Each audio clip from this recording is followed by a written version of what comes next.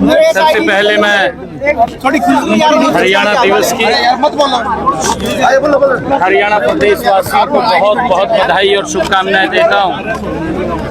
आज दीपावली का महापर्व है, दीपावली की बहुत बहुत बधाई देता हूं।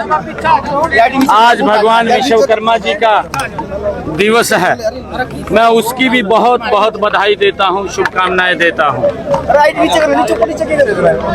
और आज आने वाले समय के अंदर भैया दूज का भी पर्व है और गोपाष्टमी का भी पर्व है, इसकी भी बहुत बहुत बधाई और शुभकामनाएं देता हूं। आज गोहाना में कार्यकर्ताओं द्वारा जो हमारे सोनीपत लोकसभा में यहाँ से नवनियुक्त विधायक चुने गए थे, उनका सम्मान समारोह कार्यकर्ताओं द्वारा रखा गया था। मैं सभी कार्यकर्ताओं को और सभी लोगों को जिन्होंने अपना बहुमूल्य वोट दे करके कमल का फूल खिलाने का काम किया है, मैं सभी को प्रणाम भी करता हूं और दिल से धन्यवाद करता हूं।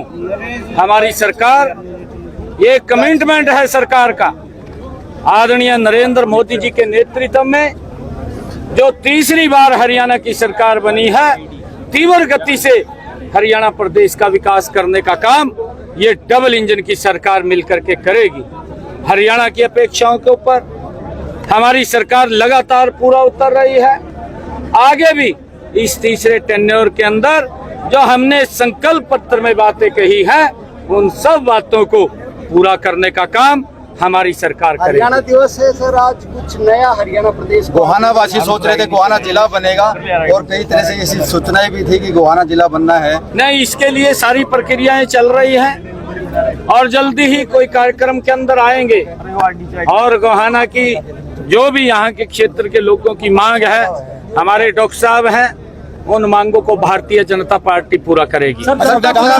यूनिवर्सिटी बनाने की बात चल रही थी सर, जनता बुटाना को यूनिवर्सिटी बनाने की बात चल रही थी सर, उसमें क्या कहेंगे? देखिए, जैसे जैसे भी कोई काम ध्यान में आएगा या ध्यान में लगाया जाएगा, मैंने मंच से भी कहा है, उसको पूरा करना ये हमारी सरकार का दायित्व है और हम तीव्र गति से हरियाणा प्रदेश को आगे बढ़ाने का काम हमारी सरकार करेगी।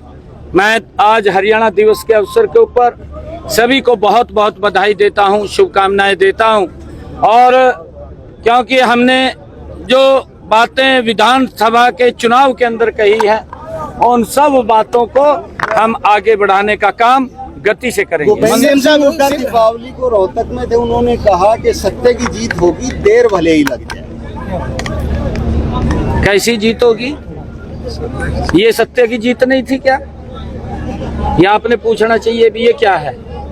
ये लोगों की भावनाओं का ये सम्मान है।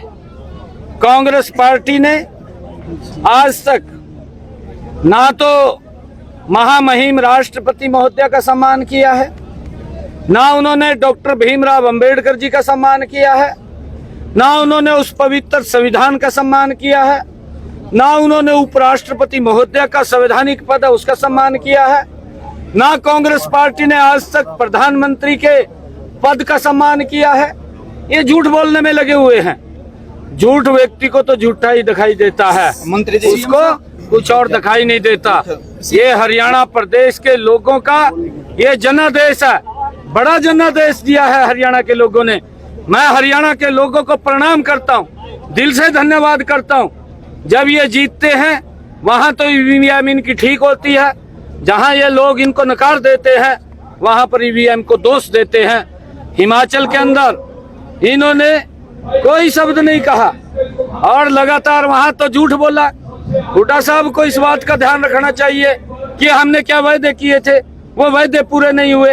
हिमाचल में भी नहीं हुए, कर्नाटक में भी नहीं हुए, तेलंगाना में भी नहीं हुए। जब नहीं हुए तो लोग तो देखते हैं, कैसे इनको वोट देंगे। महाराष्ट्र से अब साफ होने वाले हैं, झारखंड से कांग्रेस पार्टी साफ होने वाली है, कहीं कोई सीट दिखाई नहीं देगी।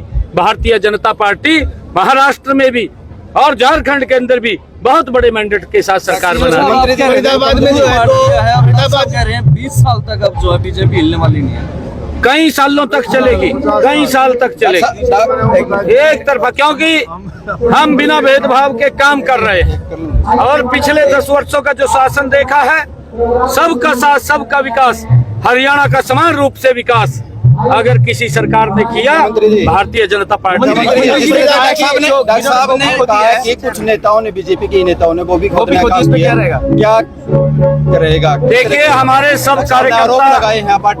सब कार्यकर्ता सम्मानित हैं और कई बार अपेक्षा कार्यकर्ता को होती है कि मुझे टिकट मिल जाए, नहीं मिला तो कहीं और मिल जाता है, एक ही टिकट होता है, मैं बार बार बोलता हूँ, उनकी भावनाएं होती है।